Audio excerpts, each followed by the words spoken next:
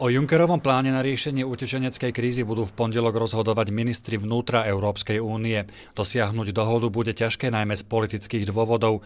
Hlavnou prekážkou je odpor krajín ako Slovensko, Rumunsko a Česká republika, ktoré odmietajú súhlasiť s povinnými kvótami.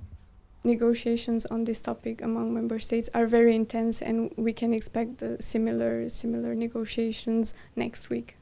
Podľa analytičky varovanie Rakúska a Nemecka, že napríklad Slovensko môže prísť o eurofondy, zachádza priďaleko. Vlády v Bratislave i v ostatných štátoch strednej a východnej Európy by však mali byť v utečeneckej kríze solidárnejšie. Európska komisia vyšla Slovensku a ostatným kritikom povinných kvót v ústrety, ak budú mať objektívne dôvody, na rok ich oslobodí od povinnosti prijať utečencov. Za túto výnimku však budú musieť zaplatiť. V prepočte to vychádza, že Slovensko bude musieť zaplatiť 1,5 milióna eur.